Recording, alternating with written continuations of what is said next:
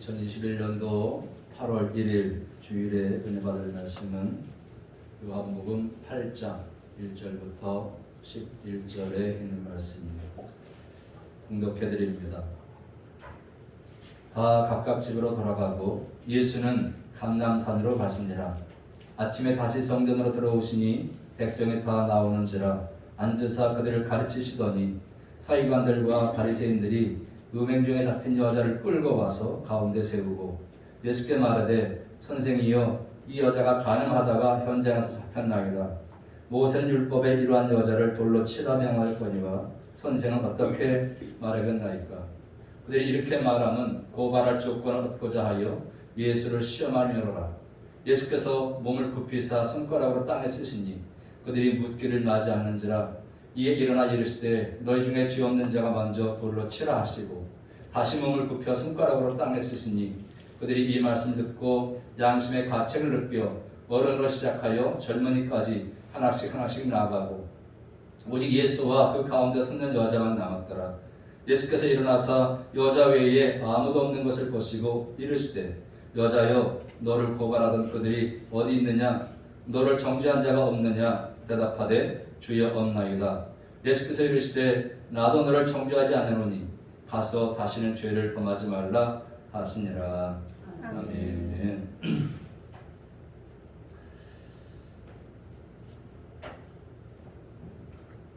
따라합시다. 용서해 주시는 하나님, 용서해 주시는 하나님, 용서해 주시는 예수님, 용서해 주시는 예수님. 인사하고 말씀 나누겠습니다. 사랑합니다. 감사합니다. 축복합니다. 승리하세요. 사회학 용어 중에 사회 갈등 지수라는 게 있습니다. 사회 갈등 지수. 사회 갈등 지수는 정부의 행정이나 제도가 갈등을 효과적으로 관리하는지를 나타내는 지수인데, 정부의 효과성, 규제의 질, 부패 통제, 정부의 소비 지출, 비중 이런 것들을 평가하는 것입니다. 우리나라의 사회 갈등 지수는 0.72, OECD 국가 중에 터키에 이어서 두 번째라고 합니다. 두 번째. 이 터키는 종교적인 갈등이 아주 심한 나라고, 그런데 우리나라는 이 종교적인 갈등이 없음에도 불구하고 다른 갈등 요인으로 해서 OECD 국가 중에 두 번째입니다. 우리나라 가만히 보시면 보수, 진보가 계속해서 이제 갈등하고 있죠. 계층 간에 갈등하고 있고, 또 세대, 또 지역, 노사, 남녀 갈등까지 이어지고 있습니다. 이러한 사회적인 갈등으로 인한 경제적인 손실이 연간 87조에서 246조에 이르는 그런 비용이 든다는 것입니다. 요즘에 도쿄 올림픽 때문에 이제 안산이라는 야구 선수가 이제 상관왕을 했죠. 안산이. 근데 이 선수가 머리를 짧게 이제 컷한 것 때문에 이 페미니즘이라고 비하하는 바람에 나라가 시끄럽게 했고 20대 청년들이 남녀가 갈등하고 있습니다. 페미니스트라고 하는 것은 이제 여성주의를 실천하는 사람, 즉 여성 운동가를 말합니다. 페미니즘은 뭐냐? 인종, 능력, 계급, 종족 등 생물학적 성과 또 사회문화적 성별로 인해서 발생하는 모든 형태의 차별을 없애기 위한 다양한 정의와 정치적인 것인데, 이제 이것이 요즘에 이 뜻이 변질됐습니다. 그래서 여성 우월주의, 남성 비하, 혐오라는 말까지 이르는 상태에 이르렀습니다. 그래서 지금 이 안산 선수가 머리를 짧게 깎은 게 뭐냐? 남성을 혐오한 거다. 고정관념이죠. 여성들은 머리가 길어야 된다 하는 그런 고정관념에서 이 여자가 머리를 짧게 깎은 것은 결국 남성을 비하한 거다. 그래서 페미니스트라고 이렇게 지금 한참 시끄럽고 있습니다. 어쨌든 우리 사회에 갈등이 많은데 우리 사회는 이렇게 상대의 약점만 보이면 철저히 파헤쳐서 다 들춰냅니다.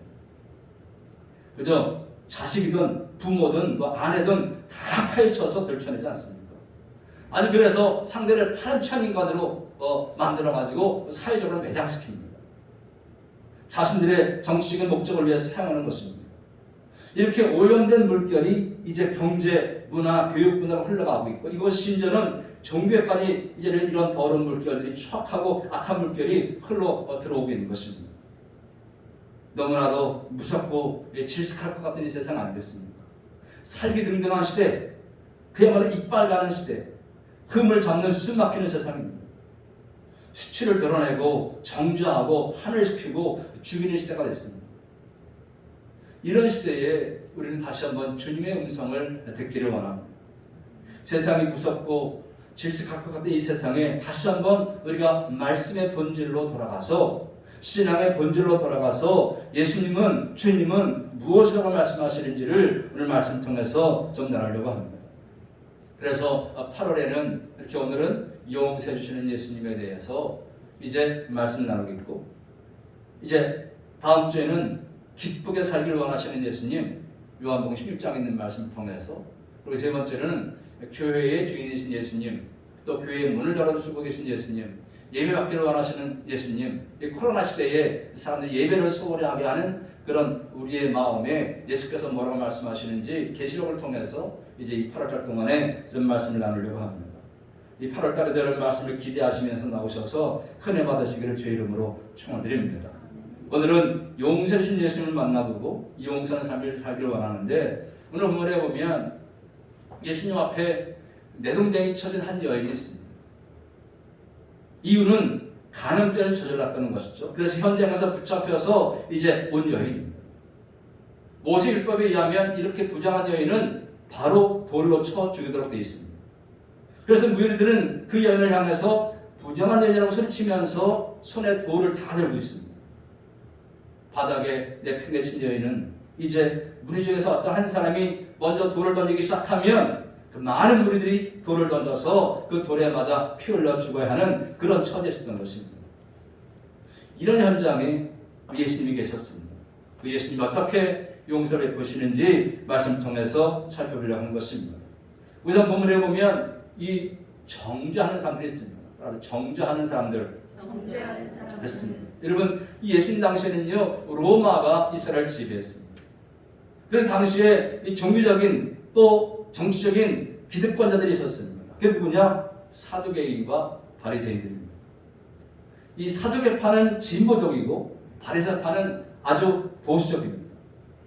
그래서 정치 권력은 사두개파가 잡고 있었고 종교 권력은 바리새파가 잡고 있었습니다. 그런데 어느 날 나사렛 출신 30대 젊은 예수님이 나타나신 것입니다. 젊은 예수가 나타나가지고 굶주린 백성들에게 먹을 것을 주고 병든 자를 고쳐주고 소외된 사람들에게 친절을 베풀고 또 하나님 나라에서 가르쳐주고 이런 일이 벌어지는 겁니다.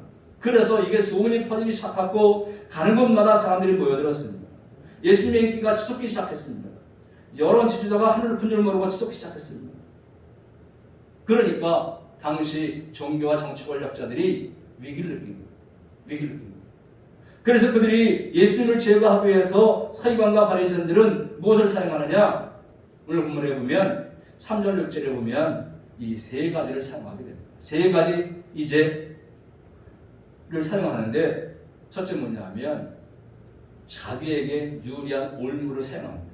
자, 3절 읽겠습니다. 시작. 서기관들과 바리새인들이 은행 중에 잡힌 여자를 끌고 와서 가운데 세우고. 아멘. 예수님을 제거하기 위해서 현장에서 가늠한 여인을 잡아왔습니다. 우연히 잡아온 것이 아닙니다. 이때가 언제냐? 2절에 보면 아침에 있습니다.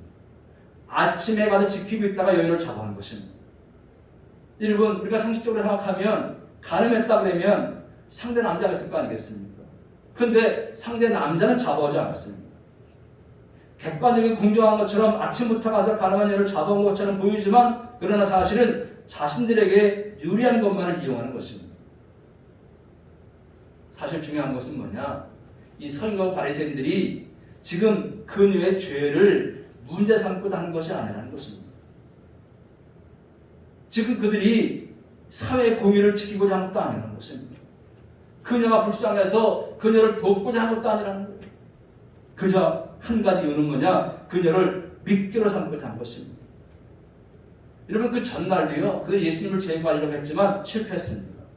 요한복음 7장 45절에 보면 아랫사람들이 대제사장들과 바리새인들에게 오니 그들에게 묻되 어찌하여 잡아오지 아니했느냐 했습니다.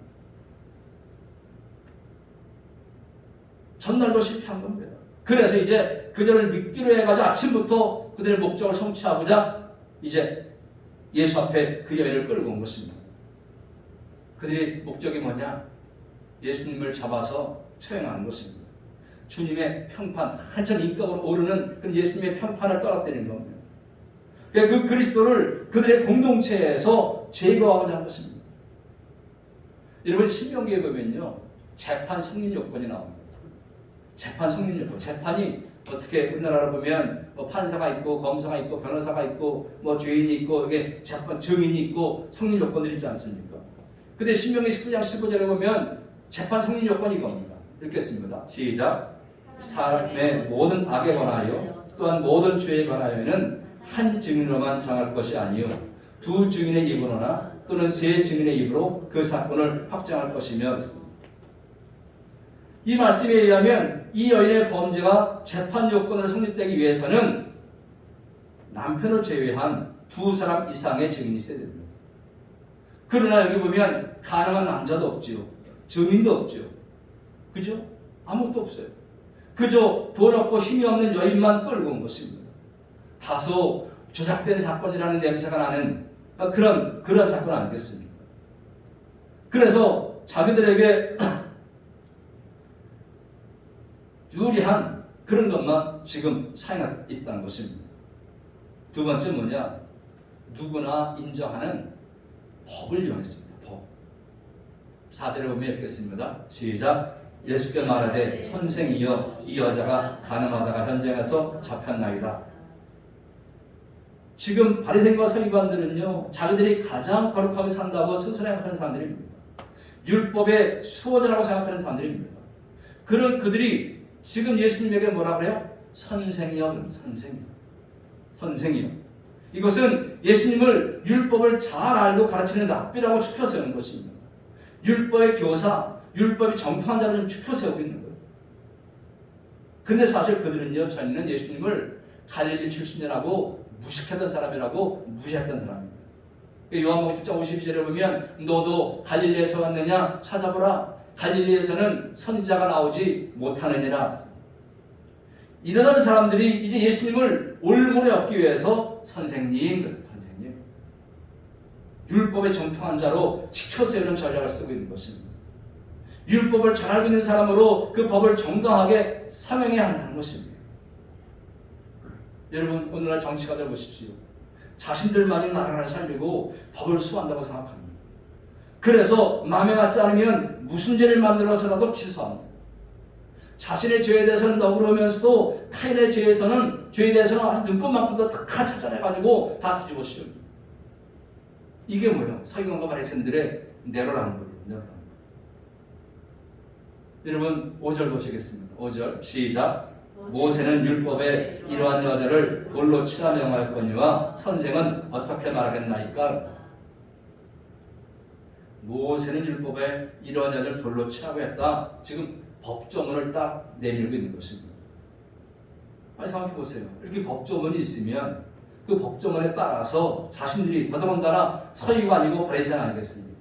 그러면 자신들이 조용히 그 현장에 잡힌 그 여인 그 현장에서 돌로 쳐서 죽으면 끝이에요. 유대인들의 탈무드나 미시나의 규정에는 약혼한 여자나 유부녀의 간음 현장을 발견했을 때는 그 현장에서 처형하도록 되어 있어요. 현장에서. 신명기 22장에 보면 이렇습니다. 시작. 어떤 남자가 유부녀와 동침한 것이 드러나거든 그 동침한 남자와 그 여자를 둘 다 죽여 이스라엘 중에 악을 제할 테니라. 뭐요? 현장에서 죽이는 거예요. 현장에서. 근데 그렇게 아침 일찍 수많은 백성을 모아놓고 가르치고 있는 예수님 앞에 와서 선생이요 율법을 잘하는 자요 법을 아는 자요 율법을 논하면서 지금 예수님의 판단을 기다립니다. 그럼 더더군다나 예수님은 재판장이 아니잖아요. 지네가 예수님 재판장으로 세웠어요? 재판장이 아닙니다. 여러분 그래서 이 법이라고 하는 것은요 남을 정죄하기 위한 도구가 아니라 내가 지켜야 할 규율입니다. 함께 더불어 행복하게 잘 사는 세상을 만들기 위해서 사회 정의 실현에 공정한 도구가 법입니다. 그런데 이 정죄하는 자들은 법을 교묘하게 이용해서 자신의 목적을 성취하는 도구로 사용하고 있는 것입니다. 하나님의 말씀은 우리의 거울이 되는 것을 믿으시기 바랍니다.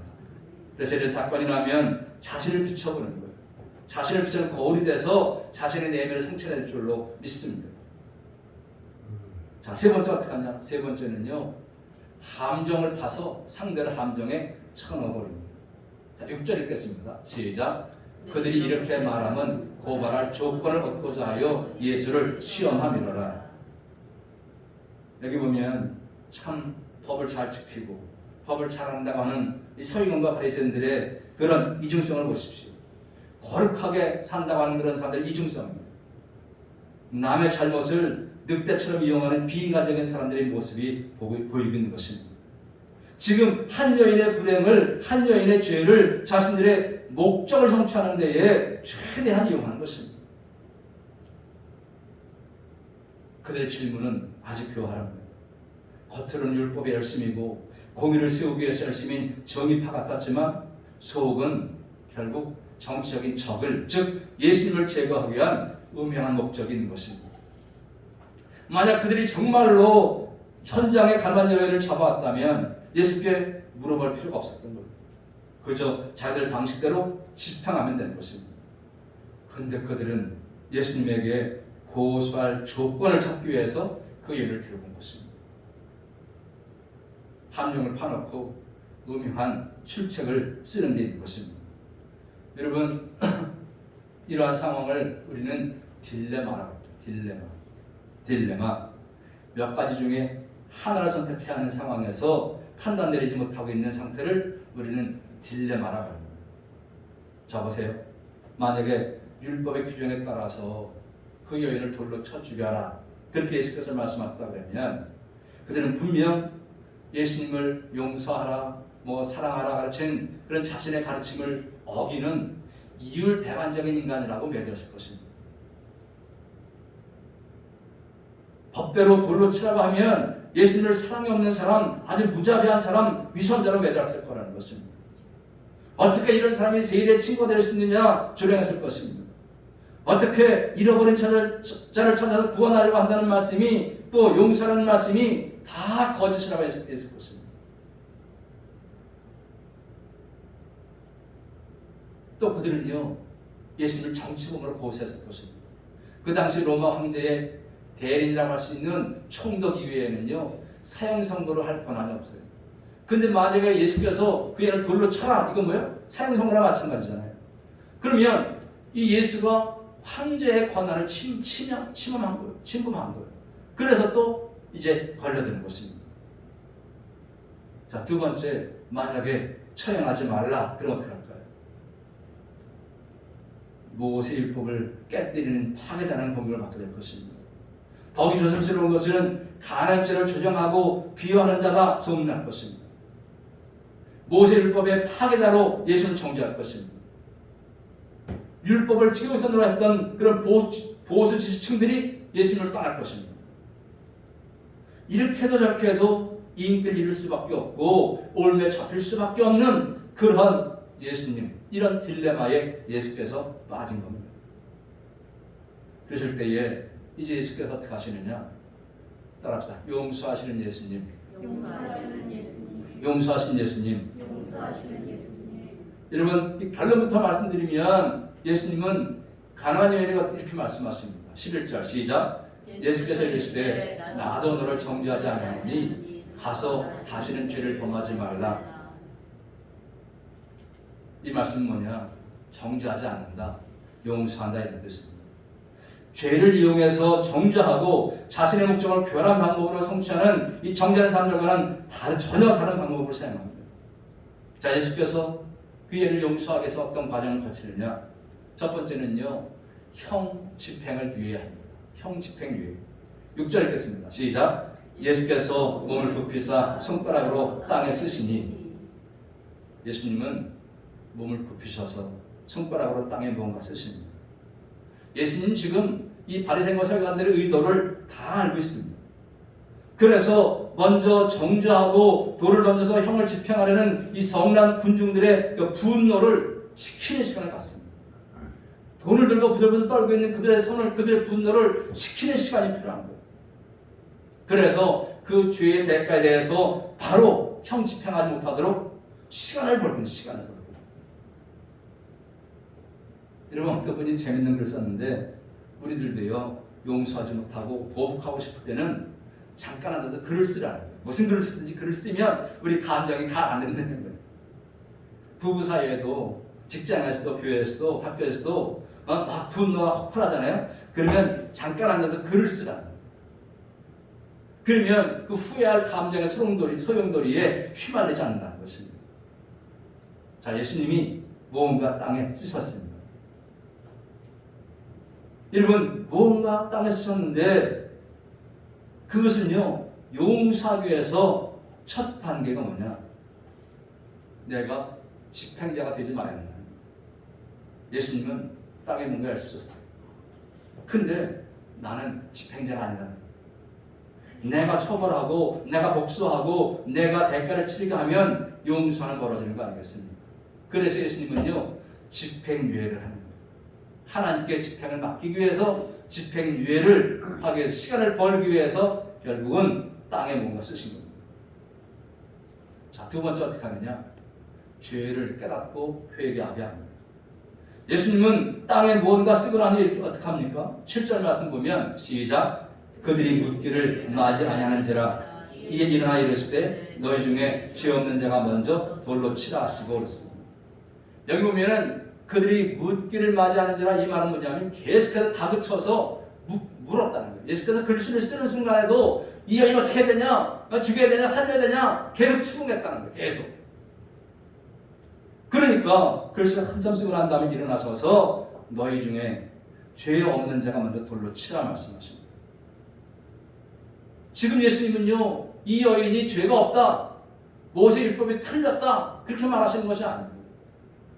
율법을 통해서 남을 정죄하는 것이 아니라 자신의 죄를 보여야 합니다. 그래서 너희 중에 죄 없는 자가 먼저 돌로 쳐라. 너들 자신을 돌아봐서 너 죄 없으면 돌로 쳐. 그러니 여러분 여기 죄가 없다는 자는요 죄 짓지 않은 무흠한 사람을 말합니다. 무흠한 사람. 여러분 여러분이나 저나 여기 돌 들고 있는 사람이나 세상에 죄 짓지 않은 사람 누가 있습니까?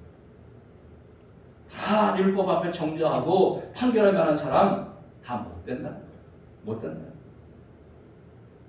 결국 이 말씀이 그들의 양심에 화살을 던져줬습니다. 무슨 얘기냐? 예수님은 지금 율법의 본질을 말씀하고 있는 것입니다. 형식 준수를 문제 삼는 그들에게 율법의 본질이 무엇인지를 가르치고 있는 것입니다. 그들은 지금 서기관과 바리새인들은 지금 돌 들고 있는 백성들은요 율법의 본질이 이웃사랑과 하나님 사랑임을 지금 새카맣게 잊어먹고 있는 거예요. 그래서 그 율법의 올무로 예수님을 함정에 빠뜨릴 것으로 생각했던 것입니다. 그러나 그 독선적인 바리새인과 서기관들의 책략을 그리스도의 빛 앞에 감출 수가 없었습니다. 그들의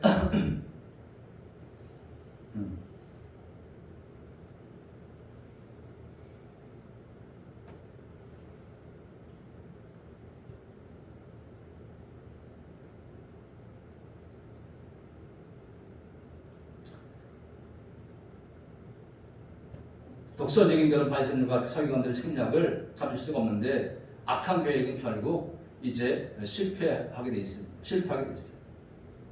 양심의 가책으로 어른부터 젊은이까지 다 집으로 들어갔습니다. 그 말씀의 위로 앞에 예수님의 영적 권세 앞에서 늙은이나 젊은이나 정죄 심판을 하지 못하고 다 떠나갔습니다. 여러분 그렇지 않습니까? 우리가 정직하게 생각하면 세상에 죄 안 짓고 사는 사람 누가 있겠습니까?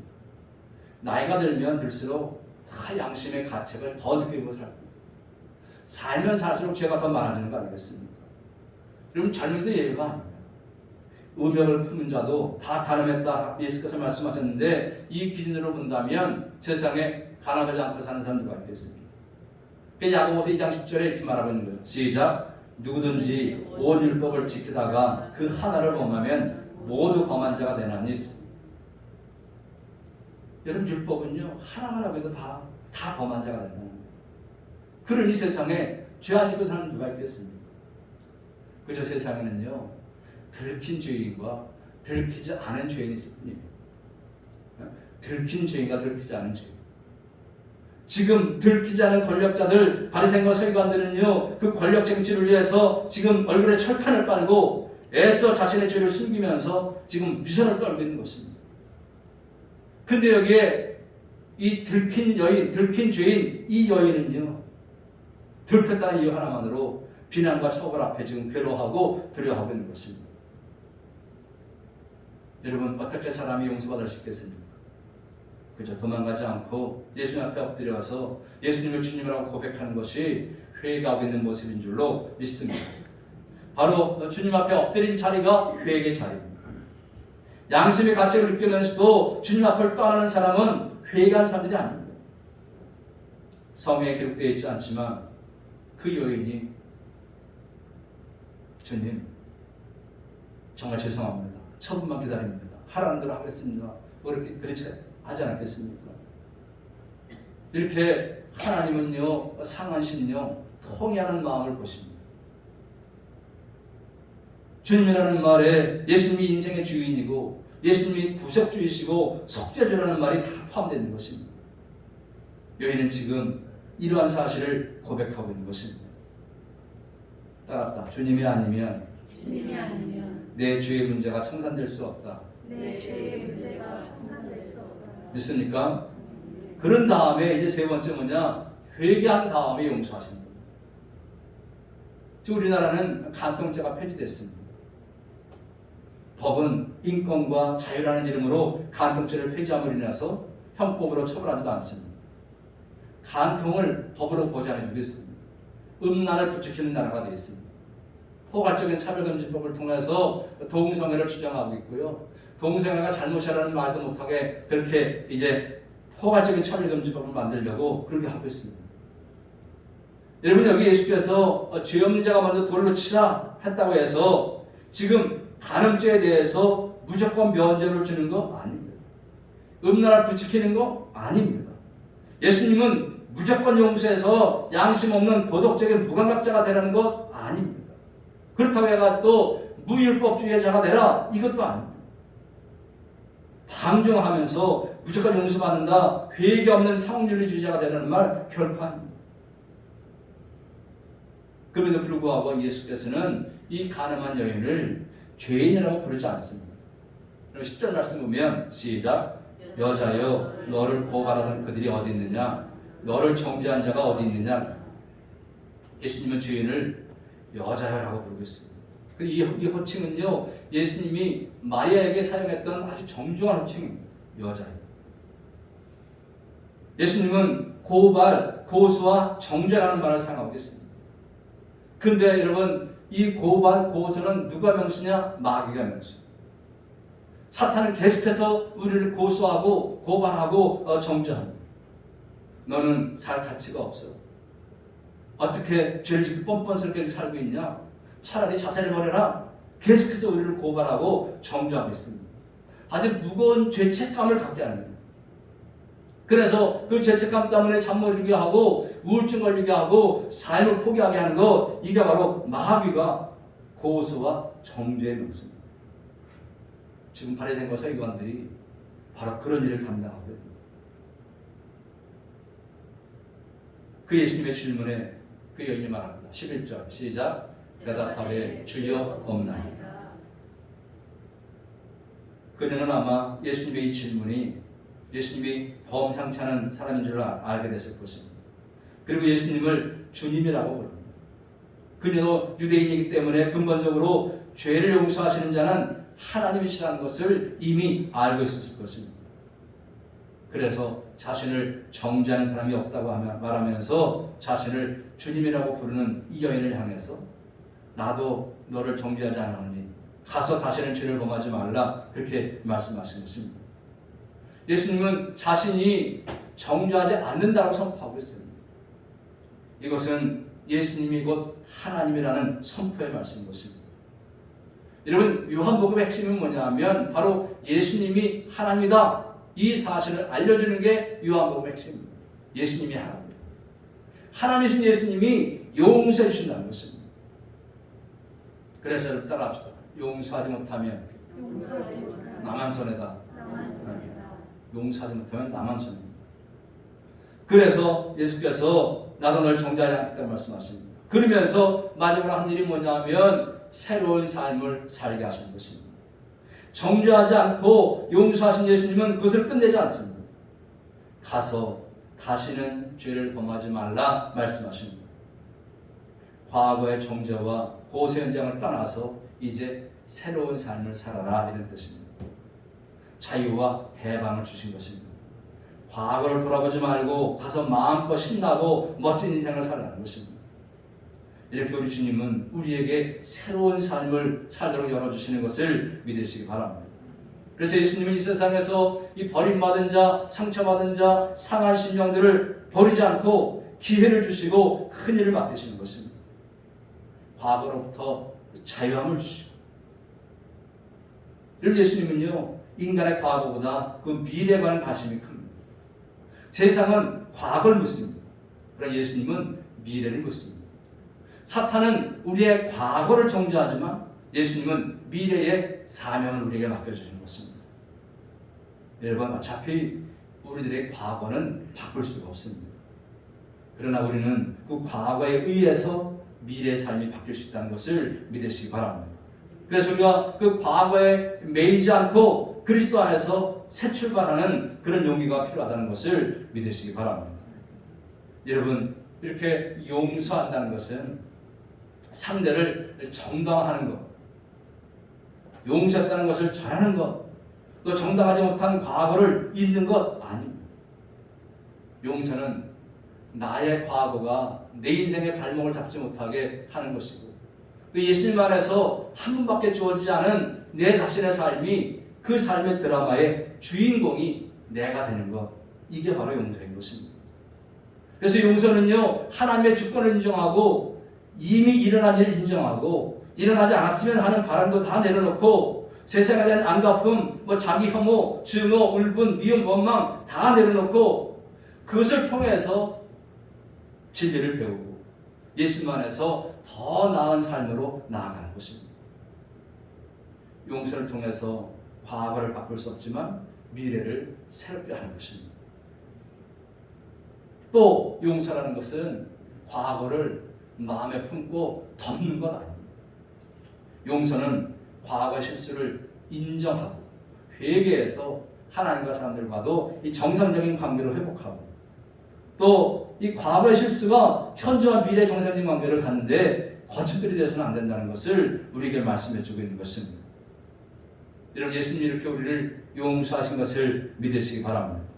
그 어떤 죄를 지었다 할지라도, 어떤 실수를 했다 할지라도 하나님께 회개하면 모든 죄를 용서해 주시고 정상적인 관계, 즉 하나님과의 정상적인 관계, 인간관계 속에서 정상적인 관계를 맺도록 그렇게 인도해 주시는 것을 믿으시기 바랍니다.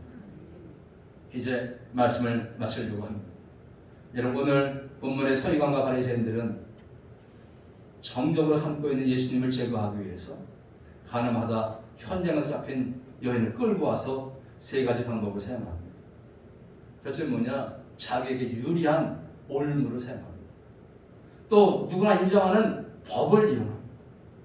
그런데 그것이 함정을 파서 상대방을 함정에 빠뜨려 넣기 위한 그런 것들이었습니다. 그런데 용서하신 예수님은 그들과 다릅니다. 그는 땅에 글을 쓰시면서 시간을 벌어서 형 집행을 유예하십니다. 그리고 그들의 죄를 깨닫게 하고 회개하고 한 다음에 그 여인을 용서해 주십니다. 그리고 새로운 삶을 살게 하시는 것입니다. 여러분, 오늘 본문에 이어지는 요한복음 8장 10절 읽겠습니다. 시작. 예수께서 또 말씀하여 이르시되 나는 세상의 빛이니 나를 따르는 자는 어둠에 다니지 아니하고 생명의 빛을 얻으리라. 아멘. 여러분, 우리가 이렇게 빛 대신 예수님을 따르게 되면 진리 안에서 참된 자유를 누리며 살 수 있습니다. 이제 용서해 주시고 용서하며 살기를 원하시는 예수님만 바라보고 여러분 믿음으로 승리하시기를 주의 이름으로 축원합니다. 아멘. 기도하겠습니다. 사랑과 은혜가 충만하신 아버지 하나님, 오늘도 말씀을 통해서 용서하시는 주님을 만나게 하심에 감사드립니다.